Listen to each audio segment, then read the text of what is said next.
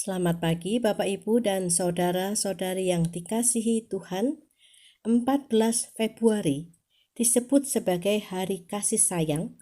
Saatnya memberikan kasih sayang yang banyak diungkapkan dengan pemberian coklat atau bunga. Sesungguhnya kasih sayang tidak hanya diberikan pada tanggal 14 Februari, tetapi setiap hari. Salah satu wujud kasih sayang adalah menjadi orang yang dapat dipercaya. Banyak orang, mungkin termasuk kita, mengalami krisis kepercayaan, yaitu situasi di mana seseorang atau kita tidak lagi dapat mempercayai orang lain. Krisis kepercayaan dapat dialami oleh siapa saja dan dalam lingkup apa saja.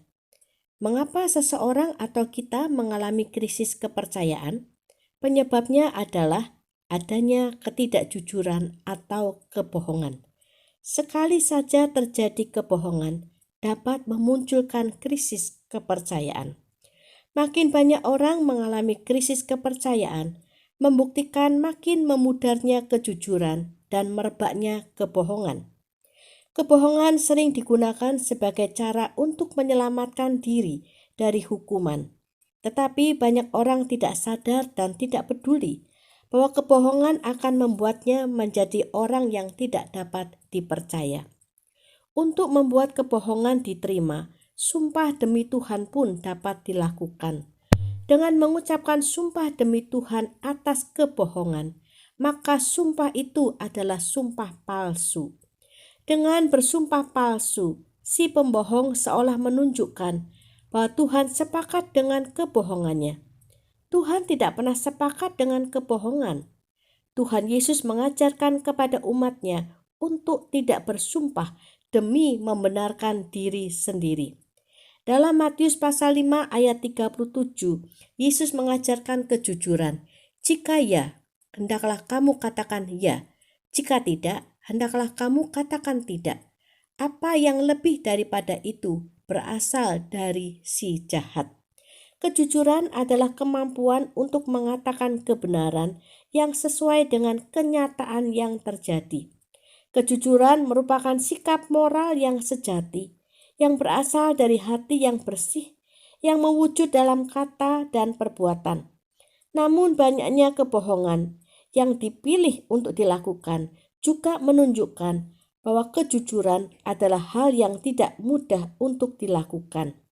Belajar dari banyaknya kasus, kita melihat kejujuran dapat menghadapkan kita pada risiko yang berat dan makin berat saat kejujuran dikelilingi oleh kebohongan-kebohongan.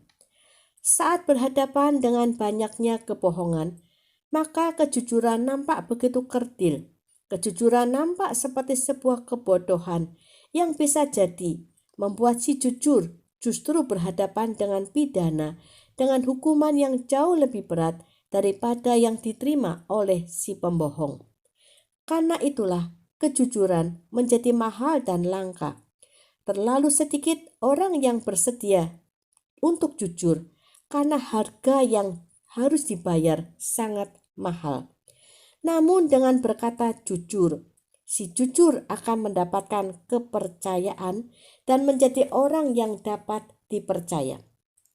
Jadilah orang-orang yang dapat dipercaya, yang dengan berani berbicara sesuai kebenaran yang terjadi.